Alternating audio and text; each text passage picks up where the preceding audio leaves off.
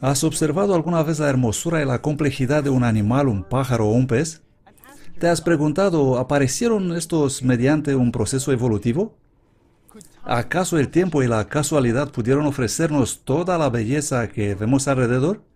Hola, soy David Hames y en los siguientes minutos vamos a mirar de cerca unos animales que van a eliminar esa idea.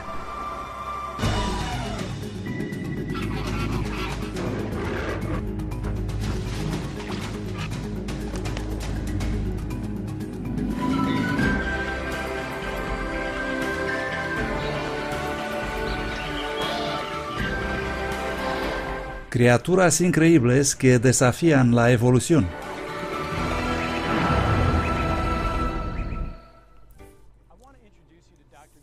Deseo presentaros al Dr. Joe Martin. Él tuvo un pasado muy interesante. Fue profesor universitario y dentista. Trabajó con el equipo de dentistas de la flota presidencial Air Force One del presidente Johnson.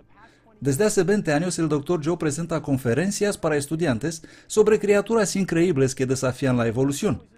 Pero no siempre ha sido así. Teniendo una educación científica y médica, en el pasado el Dr. Martin creía en la teoría de la evolución. La evolución, así como lo he aprendido yo, empezó con algo llamado Big Bang. Dicen que toda esa cosa hizo boom y esparció hidrógeno y ese gas de alguna manera se transformó en polvo y el polvo se condensó y formó la Tierra. Los evolucionistas dicen que empezó a secarse y a lo largo de millones de años la actividad volcánica produjo agua. Y luego en un pequeño charco en alguna parte del planeta Tierra, estas sustancias inorgánicas se juntaron y fueron golpeadas de una especie de rayo X. Y de repente apareció la primera partícula viva. Y dicen que esto pasó hace unos 3,5 miles de millones de años. Y luego esa partícula viva, de alguna manera, a lo largo de miles de millones de años, se transformó en primera célula viva. Y unos 600 millones de años atrás pasó eso. Luego, progresivamente, esa célula se transformó en el guapo que eres tú. La preparación científica tradicional del Dr. Martin pasó por una evolución, o mejor dicho, por una revolución, en el momento que entró en el equipo profesoral del Colegio Estomatológico Baylor. Eso fue el principio de la evolución de un creacionista. Así que en el otoño de 1971 he entrado en Baylor, en Dallas, y he sostenido mi primer curso. El tema fue la evolución del diente. He hablado sobre cómo las escamas de los peces han migrado gradualmente en la boca y se han transformado en dientes. Algunos estudiantes vinieron a mí después del curso y me preguntaron si alguna vez he estudiado qué dice el creacionismo científico. Eso era en 1971, ni siquiera había oído de tal cosa. Yo era cristiano apenas desde 5 años atrás. Y me dije a mí mismo, ¿y esos chicos de dónde salieron? Nunca he oído de esta cosa. Y les dije, claro, voy a estudiar esto con vosotros. Y como joven profesor y presumido pensaba, los voy a soplar a estos muchachos como al polvo. Bueno, ellos me rogaron estudiar las suposiciones del evolucionismo. En mis 8 años de preparación científica jamás había escuchado a algún profesor diciéndome algo de alguna suposición. Así que hemos empezado a estudiar juntos estas suposiciones y me he dado cuenta que hacían unas cuantas declaraciones. Me he dado cuenta que en realidad las suposiciones eran sin valor. Y luego me rogaron estudiar unos animales para ver si esos pudieron haber evolucionado. Lo primero que hemos estudiado juntos fue este pequeño insecto llamado escarabajo bombardero. Este insecto mide 1 centímetro más o menos y produce unas sustancias que explotan. He empezado a pensar, bueno, ¿cómo pudo evolucionar esta cosa?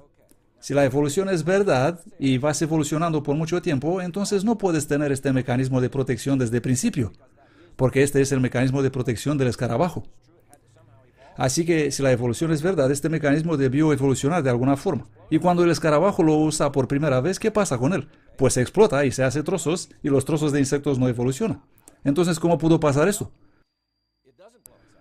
Bueno, este escarabajo no se explota a sí mismo porque tiene dentro una fábrica completa que produce una sustancia química, lo pasa por un catalizador que lo mezcla con otra sustancia química neutra que produce la explosión. Pero aún así el insecto se mataría solo. Pero no pasa eso. ¿Por qué? Porque la fábrica contiene una habitación forrada con una especie de asbesto. E incluso entonces se volaría por los aires si no tuviera por dónde salir la explosión. Así que tiene una cola con 2 tubos que puede orientar como quiera, arriba, abajo, hacia el frente. Digamos que viene una araña de un lado y que no tiene tiempo de darse la vuelta para disparar. Entonces simplemente vuelve el cañón y dispara. Cuando escuchas la explosión disparada por ese pequeño insecto, solo se oye un boom. Pero los científicos analizaron la explosión a cámara lenta y resultó ser una ráfaga de 1000 pequeñas explosiones consecutivas, que son tan rápidas que solamente se escucha un solo boom. ¿Y piensas a qué se debe eso? Bueno, esa fue una cosa curiosa por los investigadores de la Universidad Cornell y otros. Ellos descubrieron que si hubiera sido solo una gran explosión, cuando el insecto dispara a la araña, haría que el escarabajo se volara a sí mismo como un motor de reacción. Pero siendo una explosión secuencial, le daba la posibilidad de mantenerse estable. ¿Cómo explica la evolución una explosión secuencial? Este pequeñito insecto destruye por completo la teoría de la evolución. Es imposible que un proceso lento y gradual produzca este escarabajo. E incluso las nuevas teorías de la evolución, como el equilibrio puntual, que dice que la evolución ocurrió muy rápido, no pueden explicar la existencia de este bichito. Empecé a pensar cómo pudo evolucionar este escarabajo. Él necesitó todos esos componentes, todo debió estar presente, o el animalito no hubiera existido. Y mi estómago empezó a volcarse. Por ser realmente sincero, mi esposa os puede confirmar que durante 5 años empecé a tener calambres en el estómago. Me agobió una lucha de 5 años para pasar de la mentalidad evolucionista a admitir que este animalito, insectito o bichito fue creado entero completamente así como está hoy, porque eso contradecía todo lo que yo había aprendido. ¿Sabías que el más fuerte animal del mundo es el escarabajo? De hecho, en un solo test, un escarabajo rinoceronte llevó en su espalda un peso de 850 veces mayor que el suyo. Sería como si yo intentaría llevar 58 toneladas. Pues no lo creo. Vamos a mirar un poco el animal más alto del mundo. La jirafa macho mide unos 5,4 metros en altura.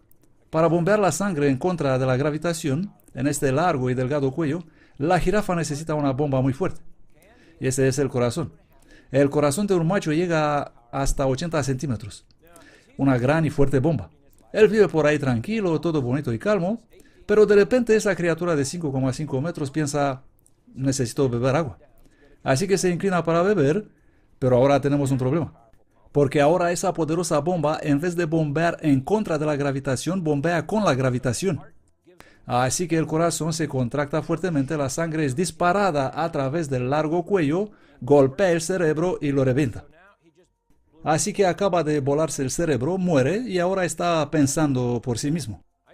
Necesito evolucionar un poquito para poder cuidar de mis problemas. Cada vez que bebo agua me revienta el cerebro. Bueno, ya sabemos que las criaturas muertas no evolucionan.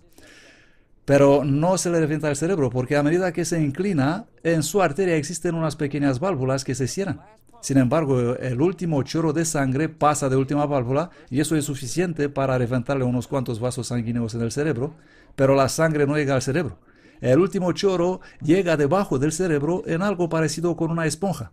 Y esa esponja simplemente se llena despacito y de este modo no le explota el cerebro. Se bebe el agua tranquila y de repente ve una cebra corriendo por este lado, pero no le hace caso, pero de otra parte aparece un león. ¡Oh, el león me quiere comer! Tengo que desaparecer de aquí.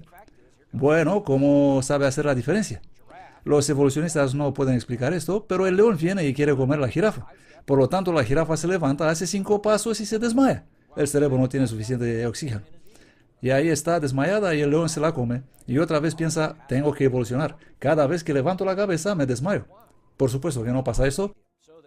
¿Por qué? Porque Dios lo hizo de tal modo que cuando empieza a levantarse la cabeza, esas válvulas se abren, la esponja de debajo del cerebro se vacía despacito, ofreciendo al cerebro una última porción de sangre oxigenado. Las válvulas de las venas se cierran a medida que la cabeza se levanta y el animal corre y todo está bien. La presión de sangre está bien y el animal se siente perfecto. Bueno, ¿cómo ha evolucionado todo esto? La jirafa necesita que todos estos mecanismos sean presentes al mismo tiempo y desde el principio, si no muere. Por eso creo que la jirafa es otro ejemplo de un proyectante. Se necesita un diseñador para hacerla como está hecha. La más alta jirafa conocida se llamaba George y habitaba en el zoo de Chester en Inglaterra. George medía 6 metros a las alturas de los cuernos. Ahora hablaremos de un pájaro bastante común, pero examinado atentamente resulta increíble. El pájaro carpintero es un pajarito muy especial.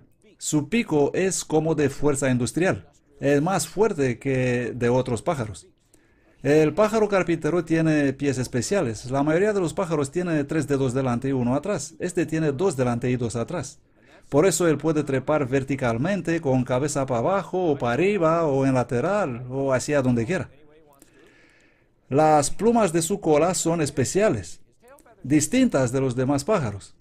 Son más resistentes, esponjosas y fuertes y rígidas, porque así es como trepa y como se mantiene en el árbol, con sus pies y con la cola y golpea el tronco. Ahora puedes pensar que el pájaro carpintero va cada noche a casa y le dice a su señora: oh, tengo un dolor de cabeza tremendo, todo el día me he dado con la cabeza de los árboles. Pero no lo hace, ¿por qué? Porque Dios lo creó con un equipamiento especial. Por ejemplo, entre pico y cráneo existe un trozo de cartílago que absorbe los choques. Comparada con su peso corporal, la cabeza es la más gruesa entre todos los animales. De hecho, los neurocirujanos estudian el cerebro del pájaro carpintero para poder ayudar a los que sufren traumas en accidentes. El pájaro carpintero, con su fuerte cabeza y su amortiguador de choques y su fuerte pico, y con sus plumas de la cola y sus pies, está completamente equipado. Solo necesita una cosa más. Una vez hecho el agujero, él debe sacar ese bicho de ahí. Esa es su comida. ¿Y cómo lo hace? Bueno, mientras que la lengua de la mayoría de los pájaros llega solo hasta el fin del pico, la del pájaro carpintero puede salir 25 centímetros. ¿Por qué? Porque si hace el agujero, él va a encontrar la galería del insecto, meterá su lengua por el túnel y sacará el bicho fuera. Ahora puedes decir: ¿acaso yo podía meter mi lengua en un agujero y sacar un bicho de ahí? Claro que no. Pero ¿cómo lo hace este pájaro? Bueno, Dios hizo al pájaro carpintero unos ganchitos en la lengua con los cuales traspasa esa larva del insecto que no quiere salir de ahí. Y si eso no es suficiente, en la lengua tiene una pequeña fábrica de pegamento que produce exactamente el tipo de pegamento necesario para agarrar el insecto, pero no se pega de su propio pico. Así que trae ese bicho en la boca y ahora, si la evolución sería real, tendríamos un problema. Vamos a decir que a lo largo de miles de años el pájaro carpintero acumuló todo este equipamiento. Ahora pega su lengua de un bicho y se lo traga. ¿Qué acaba de pasar? Pues acaba de tragarse la lengua. Se sofoca y muere sofocado. Pero no pasa eso. ¿Por qué? Porque cuando se mete el bicho en la boca, entra en acción otra pequeña fábrica que produce un disolvente para el pegamento. Así que disuelve el pegamento, se despega el bicho y se lo come. Así lo hizo Dios.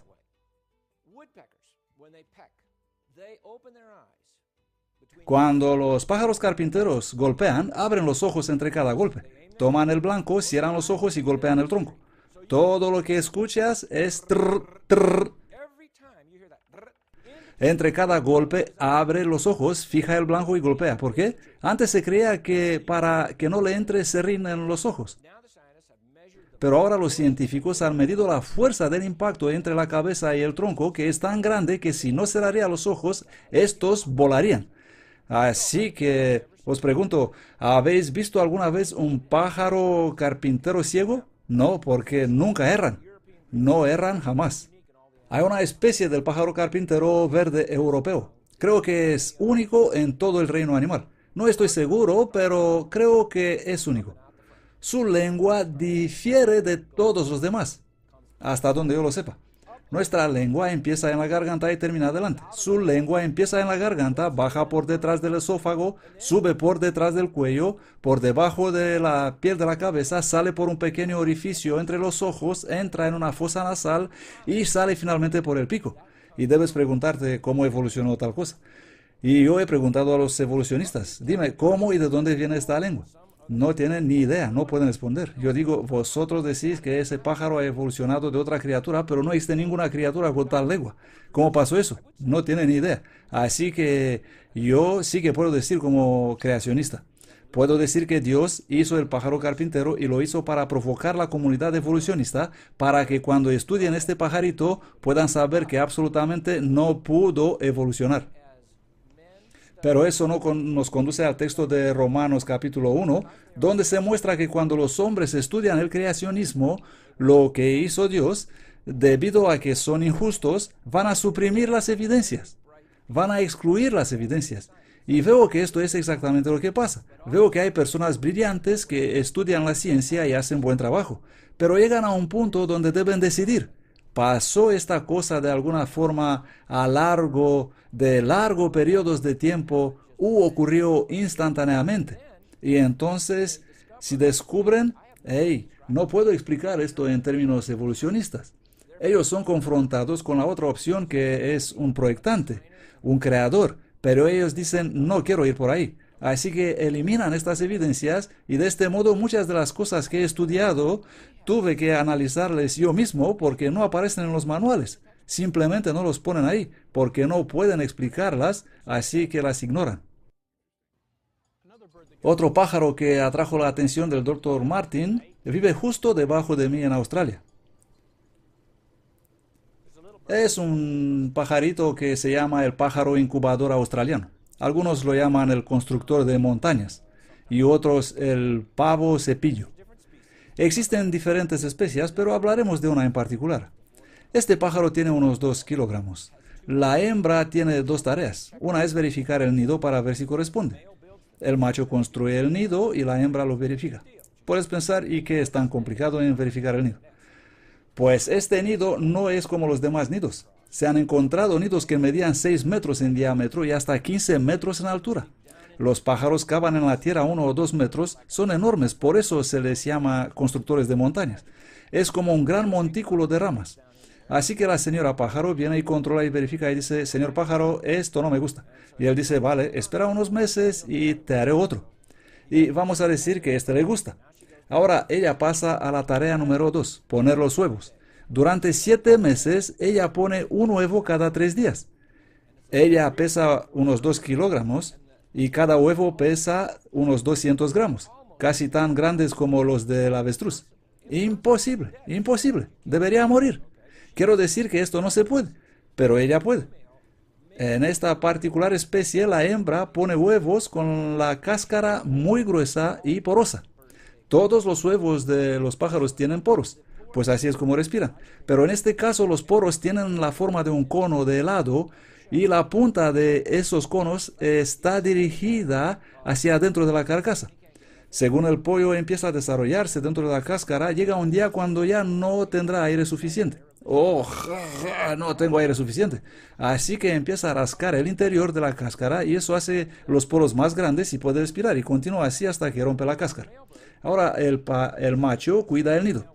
La hembra, una vez puestos los huevos, se marcha y él se queda para cuidar el nido. Y ahora me preguntaréis, ¿y eso es un problema? Bueno, sí. Para cada especie existen unos parámetros para el nido. En este caso, el macho mantiene el nido a 33 grados centígrados durante 7 meses. Si la temperatura varía más de 1 grado, los pollos mueren. Así que el papá pájaro está ahí cada día verificando la temperatura del nido. Y los científicos ni siquiera saben cómo lo hace, pero él mide la temperatura. Oh, hacen 34 grados, hay demasiado calor, tengo que hacer algo. Alguna vez pone arena para reflejar los rayos del sol y otros trucos que tiene. Él también mantiene la humedad del nido a 99,5%. Si baja a 80%, los pollos se deshidratan. Él debe mantenerlo alrededor de 99%.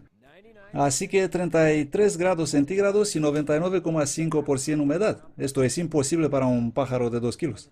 Cuando los pollos salen del huevo, tienen el plumaje completo. Que yo sepa es el único pájaro listo para volar, pero no puede volar porque está muy debajo de un monte de ramas. Nadie le da comida a los pollos, ni papá ni mamá pájaro. Ellos salen del huevo y bueno, tengo que salir de aquí de alguna manera. Así que se ponen boca arriba y empiezan a raspar las ramas y las hojas. Eso se le caen encima. Él le mete debajo de él y les presiona, raspa otra vez, les pone debajo y le toma 3 días para salir de ahí. Y nadie le enseña cómo hacerlo. Nadie le enseña el camino. ¿Cómo saben hacerlo? La evolución no puede explicar estas cosas. Cuando sale del nido, nadie le enseña qué debe comer. Sale y sabe qué comer, cómo encontrar y pillar el alimento. Y luego el siguiente año el macho construirá el nido, pero el papá pájaro no le enseñó cómo hacerlo.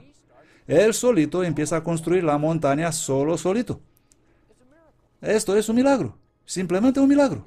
Miras al pájaro incubador australiano y dices, ¿cómo pudo este evolucionar? Si este cuento de la evolución es real, ¿cómo pudo ocurrir en este caso? Pero yo digo, solo Dios puede hacer tales cosas. Aquí hay algo que la mayoría sacan de la nevera cada mañana. Si tomas un huevo y lo metes en agua caliente, puedes ver cómo salen las bolas de aire. ¿Por qué? Porque en la superficie de la cáscara hay unos 10.000 orificios.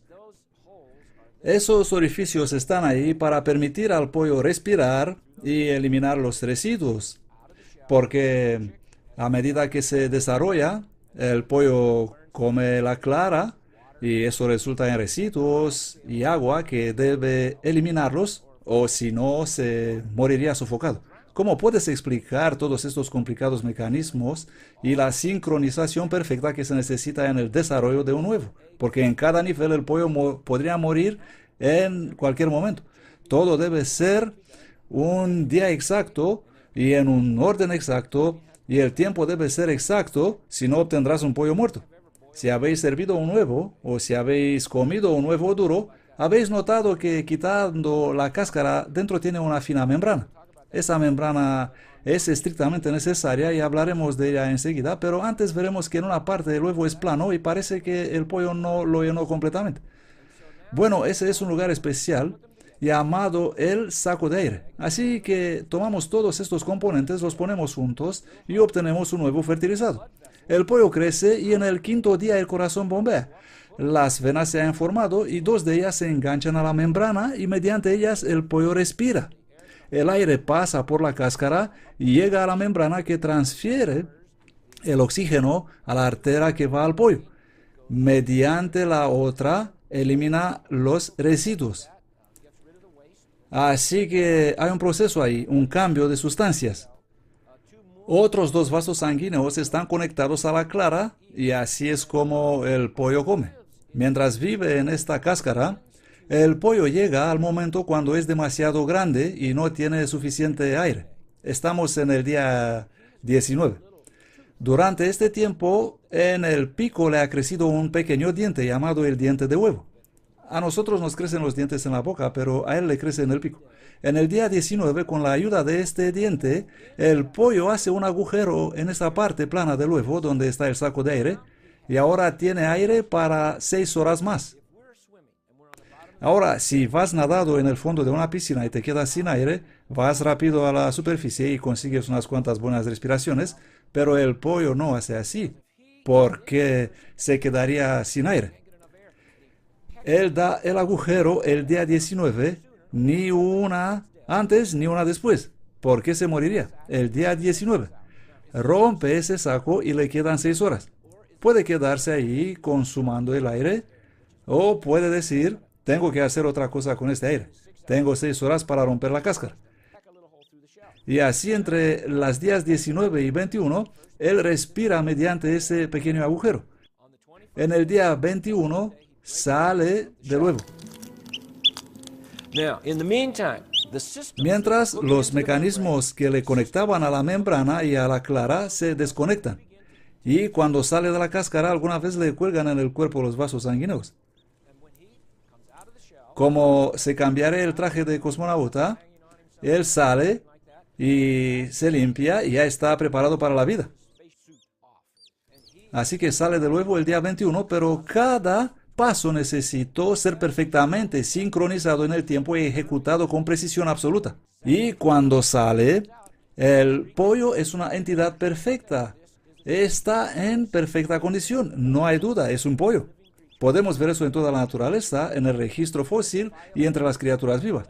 Todas son distintas, identificables, le podemos nombrar. Esta es una vaca, este es un pollo. Y creo que esto todo es más evidencia que Dios hizo todo, incluso los pollitos, exactamente así como los vemos hoy. ¡Wow! El desayuno no será el mismo. ¿Sabías que en un test oficial de la Universidad de Missouri, la gallina número 2988 ha puesto 371 huevos ¿En solo un año? Un montón de huevos. Ya sabéis que los animales respiran aire, pero parece que algunos se sienten mejor en el agua. Por ejemplo, el castor.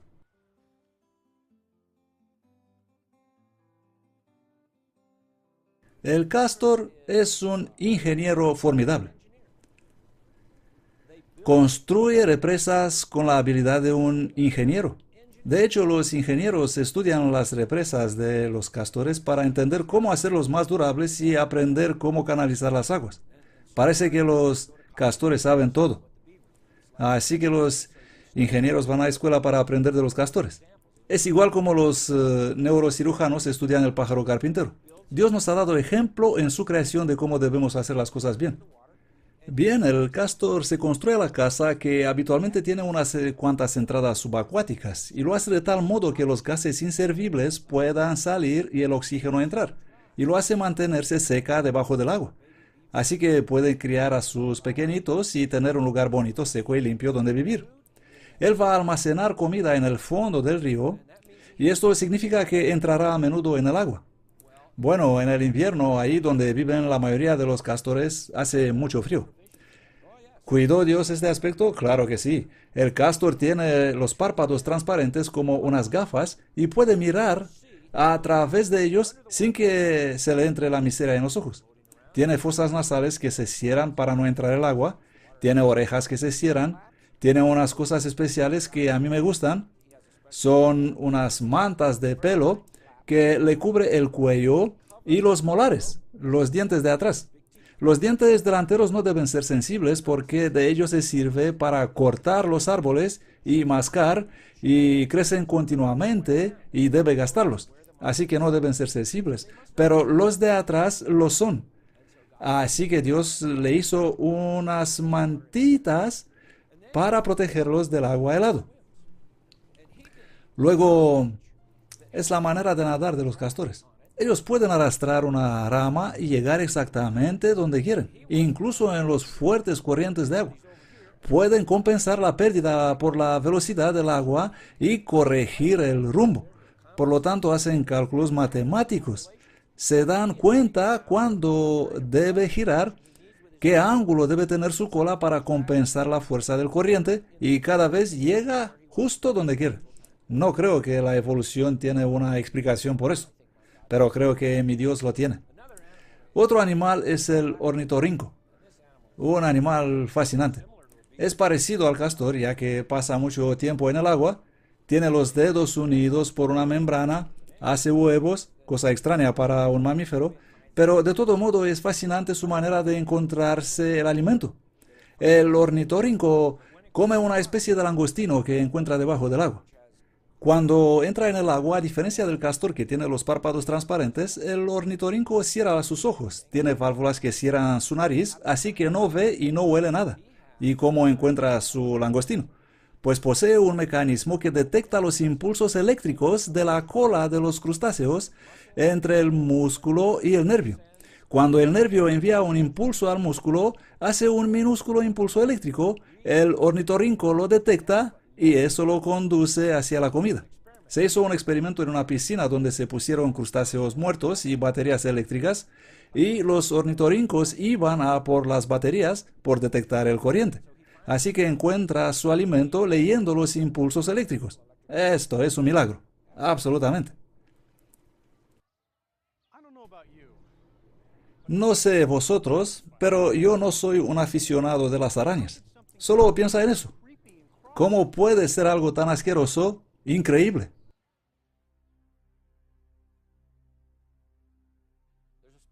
Existe una araña que tenemos en Texas y en otras partes de Estados Unidos, llamado la araña negra amarilla de jardín. Algunos la llaman la araña cremallera, porque en el medio de su tela siempre hace una señal distintiva como una cremallera. Esta araña es simplemente increíble. Las tenemos cerca de nuestra casa y los miramos y alguna vez les damos de comer insectos.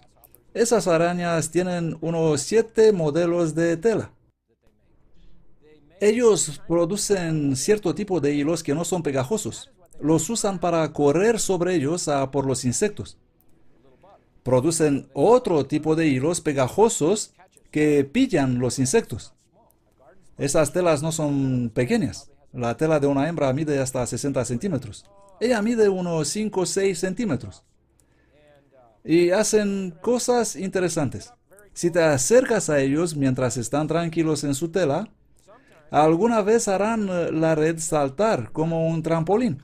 Una advertencia, vete de aquí, no te quiero tan cerca de mí. Cuando pillan un insecto, empiezan a tirarle trozos de tela y envolverlo y escupan trozos, no hilos, sino trozos de tela. Y creo que es fascinante el modo como controlan esta actividad. Ellos saben, para esto necesito un trozo, para esto necesito un hilo, para eso necesito un hilo pegajoso, saben lo que tienen que hacer. Cuando nacen las pequeñas arañas, de hecho la hembra pone 30, 50 huevos en un saquito que está hecho de otro material distinto. Ella lo teje y luego lo envuelve en una tela muy suave como de seda y al final lo envuelve con una capa marrón, por lo tanto tiene varios colores para su tela. Y puedes creer que va a llenar el saco por arriba, pero no, lo hace por debajo.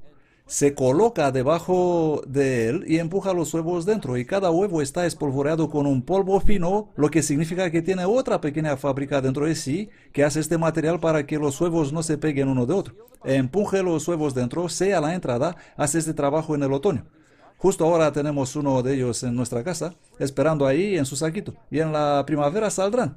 Y cuando salen, alguna cría puede decir, creo que quiero ir a Acapulco. No sé si dicen eso, pero digamos que sí. Entonces salen y empiezan a escupir hilos y esperan que el viento los levante, luego liberan la tela y el viento se lo lleva. Y hemos encontrado estas arañas a 4.500 metros de altitud en el aire y a 2.500 kilómetros de distancia. Creo que esto es extraordinario. ¿Cómo decide la araña, hoy quiero ir a hacer una excursión? Voy a tirar la tela y me marcho en otra parte. Y así se esparcen por todas partes. Otra cosa interesante es que a medida que crecen, su caparazón permanece sin cambio, no crece. Y deben salir de él si no se mueren. ¿Y cómo salen?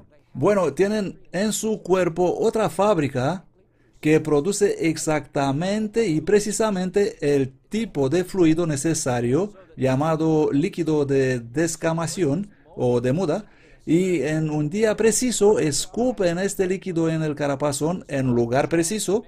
Tiene que ser justo este lugar. El caparazón se disuelve y se forma una especie de trampilla. Ellos abren la trampilla y salen afuera de este caparazón y empiezan a construir otro nuevo. A medida que crecen, hacen esto unas cuantas veces.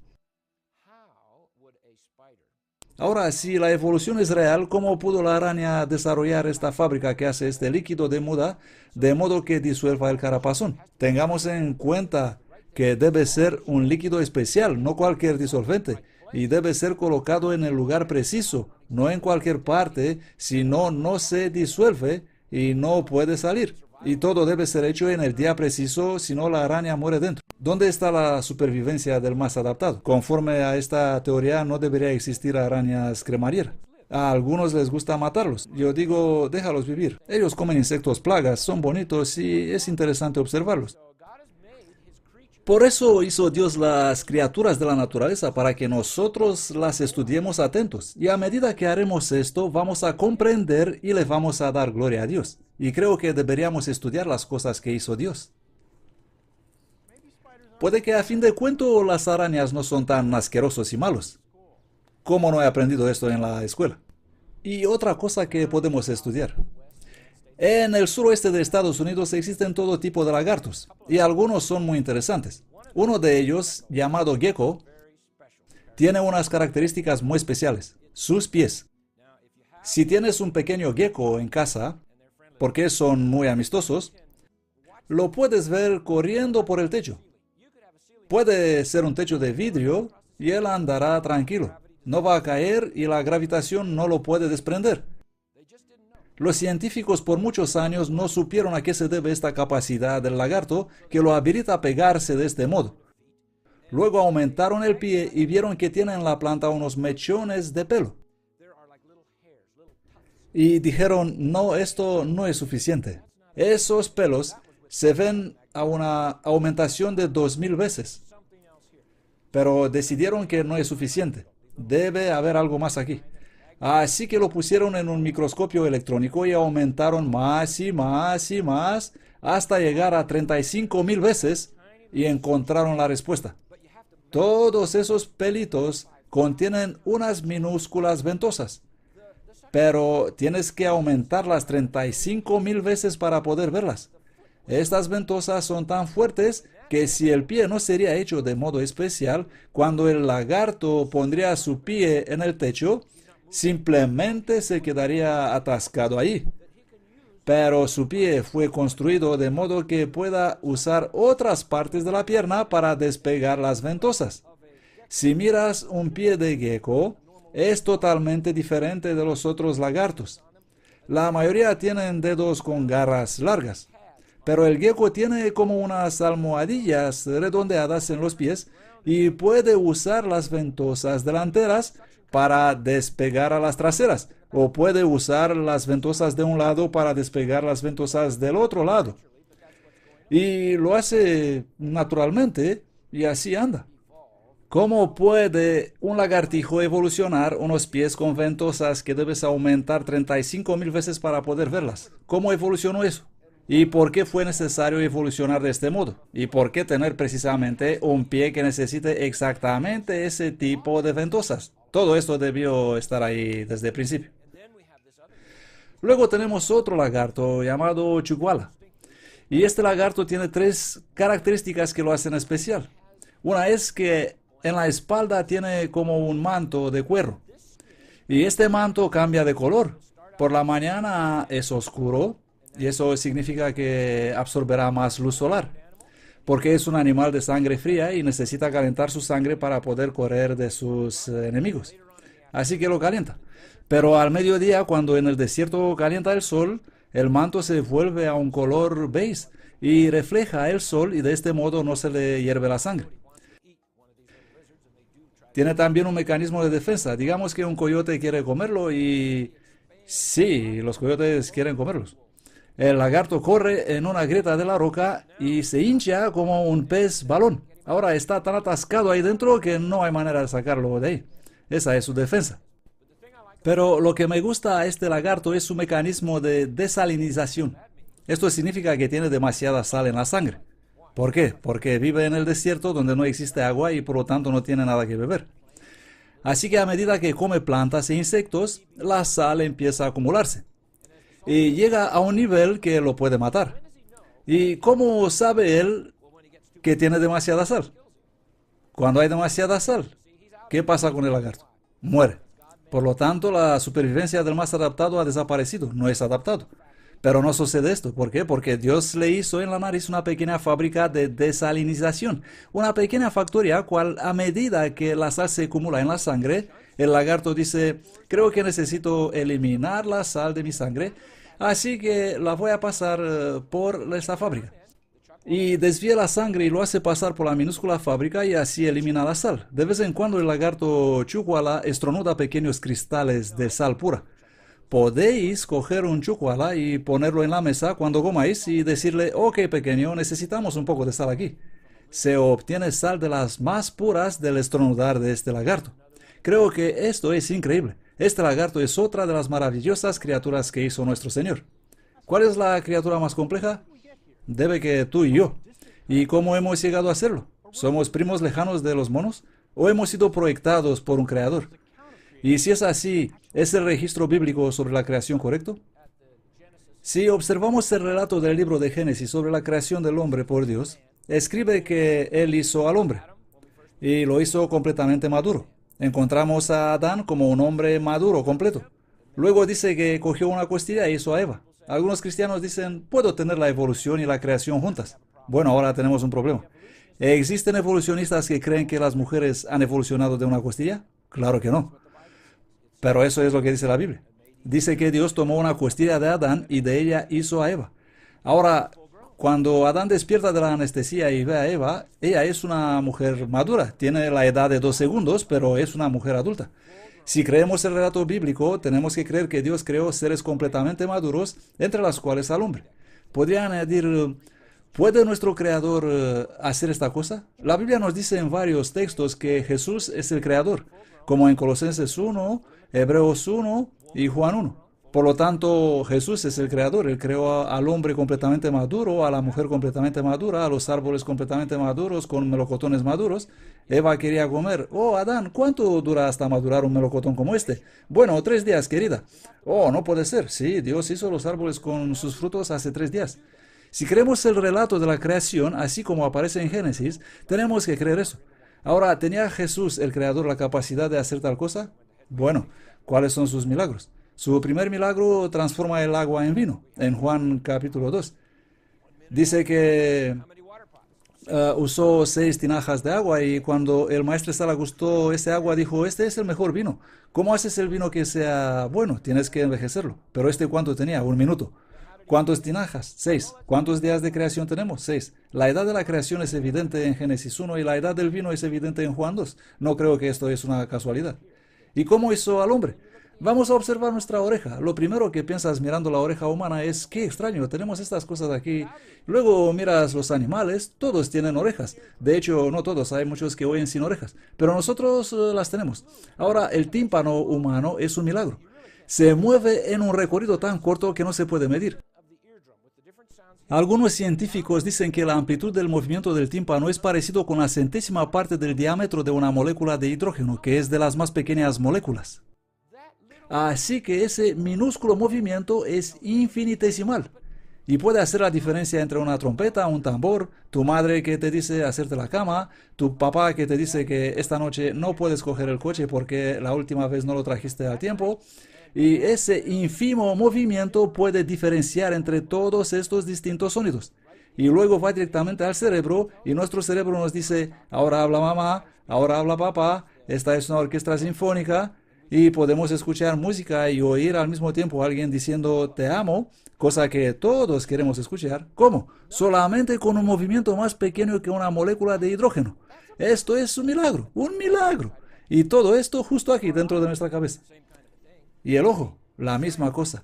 Quiero decir, los científicos no fueron capaces de duplicar lo que puede hacer nuestro ojo.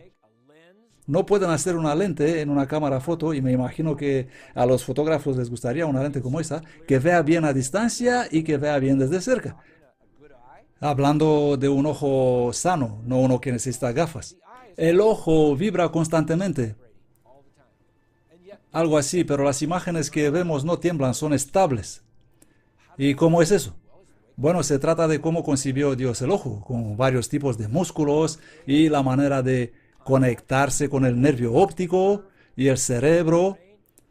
En realidad, las imágenes que vemos son al reverso. Se hicieron experimentos con gafas que vuelcan las imágenes y en 2 semanas las personas con este tipo de gafas pueden conducir coches, porque su cerebro puede compensar todo este cambio. Pensando un poco en cómo funciona el cuerpo humano, cómo pudo evolucionar tal cosa. Ahora, si pensamos en esto, cuando miramos estas criaturas y empezamos a pensar, ¿cómo es posible esto? ¿Es este el resultado de un proceso impersonal, ocasional y casual? ¿O es que en realidad existe un diseñador, alguien poderosamente genial, que pudo proyectar todas estas cosas de modo que todas partes funcionen juntas con todas partes y crear todas estas criaturas asombrosas que desafían la evolución en todos los sentidos? Yo creo que esta es la evidencia que existe un diseñador y creo que conozco su nombre. Y creo que Él desea tener una relación con cada uno de nosotros y creo que Él ha atravesado su tiempo y su espacio en la persona de su Hijo, Cristo Jesús, quien es el proyectante y el hacedor, quien tiene el poder y la inteligencia para hacer todo esto. Pues aquí lo tenéis. Los animales son mucho más complejos e interesantes que creíamos. El Dr. Martin tiene razón.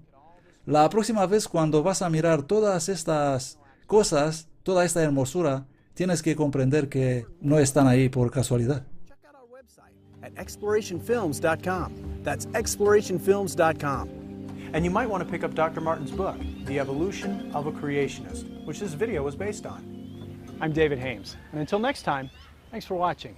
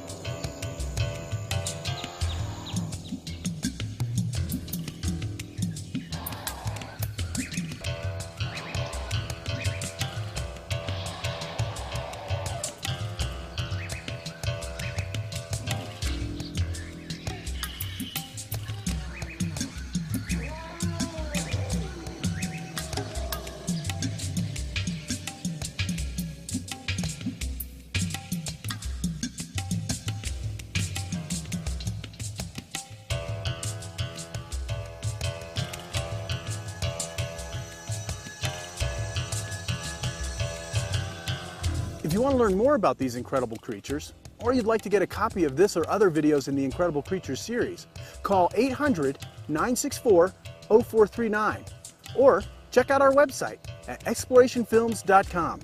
That's explorationfilms.com. You can also check out our other resources that we have available. To invite Dr. Martin to speak to your group or organization, call 972-771-0568 or on the web at www.biblicaldiscipleship.org.